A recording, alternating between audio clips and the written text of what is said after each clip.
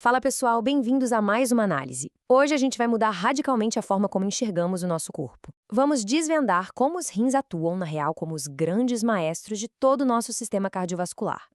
Sabe, muitas vezes o sistema urinário é lembrado só pela eliminação de resíduos, mas a função dele vai muito, muito além disso. A estrutura e a hemodinâmica renal estão ali intimamente ligadas ao controle do volume sanguíneo, da pressão arterial e da homeostase do corpo inteiro. Então, para começar a nossa exploração, eu te faço uma pergunta bem direta. Quem é que realmente dita as regras da sua pressão arterial? O senso comum aponta logo de cara para o coração, né? Mas olha, ao longo dessa análise, a gente vai tirar o foco do coração e colocar os holofotes nos verdadeiros reguladores da hemodinâmica, os rins. É surreal pensar que sem o balanço milimétrico de fluidos comandado por esses órgãos, o coração simplesmente não teria um volume adequado para conseguir bombear. E para a gente entender essa engrenagem, o nosso roteiro vai passar por 5 pontos bem rápidos. 1. O centro de comando renal. 2. A dinâmica da filtração glomerular. 3. O mecanismo de contracorrente. 4. O sistema renina-angiotensina-aldosterona. E 5. O controle de volume e pressão. Ponto número 1. O centro de comando renal. Vamos parar de olhar para os rins como simples filtros de esgoto e começar a enxergá-los como os centros de comando altamente perfundidos que eles realmente são. Olha só esse número. Os rins recebem de 20 a 25% de todo o débito cardíaco. É um fluxo de sangue simplesmente colossal para órgãos que pesam ali, em média, 150 gramas cada um. Isso mostra na hora o papel massivo que eles têm na nossa rede cardiovascular, monitorando o tempo todo o que está circulando por nós. E aqui vai um detalhe crucial que muita gente confunde. Os rins não filtram o sangue inteiro. O filtro lá do glomérulo tem uns poros minúsculos, as fenestras. Então elementos grandalhões, tipo os glóbulos vermelhos ou brancos, não passam de jeito nenhum. Ou seja, a gente está processando o tempo todo só a fração plasmática do sangue para ajustar o volume de líquidos e, claro, a pressão do sistema inteiro. O que nos leva ao ponto número 2, a dinâmica da filtração glomerular. Vamos dar um zoom microscópico e entender como essa máquina consegue fazer essa filtração absurda acontecer. A gente tem aqui uma sacada genial da evolução anatômica. São 2 leitos capilares trabalhando em série. Primeiro os capilares glomerulares, depois os peritubulares. Essa arquitetura toda diferentona permite que o rim consiga alterar a resistência dele de forma independente. É uma precisão cirúrgica para controlar o fluxo e a pressão exata para que a filtração aconteça. E tudo isso desemboca na métrica de ouro da função renal, a taxa de filtração glomerular, ou TFG.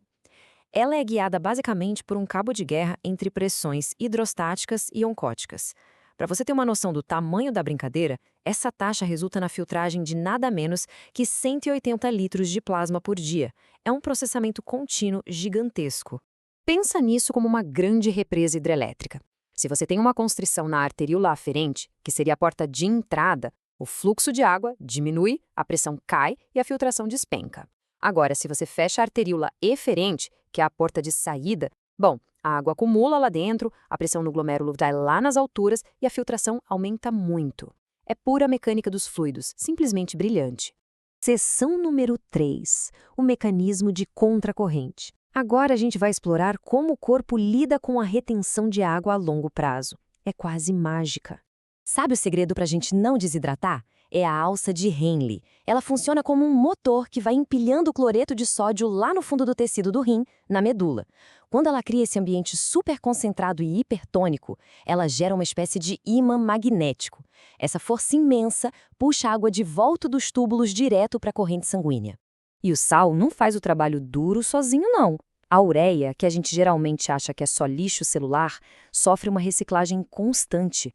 Ela fica recirculando pelo rim com a ajuda de uns transportadores bem específicos para manter essa alta concentração na medula. Sem esse ciclo da ureia girando sem parar, guardar a água no corpo seria uma missão impossível. Vamos para o ponto 4. O sistema renina-angiotensina-aldosterona. A chave mestra das emergências. Sabe aquele efeito dominó perfeito? Caiu a pressão ou o volume de sangue, o rim detecta e solta a renina. A renina converte o angiostenogênio em angiotensina 1, depois a enzima conversora transforma na angiotensina 2, até liberar a aldosterona.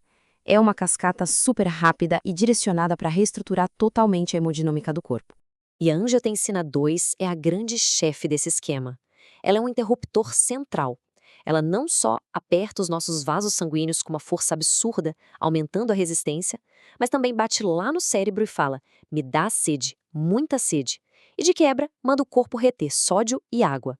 São várias frentes atacando ao mesmo tempo para garantir que a pressão suba e a perfusão não caia de jeito nenhum. O que nos traz a nossa seção 5, o controle de volume e pressão. Hora de juntar as peças desse quebra-cabeça da homeostase.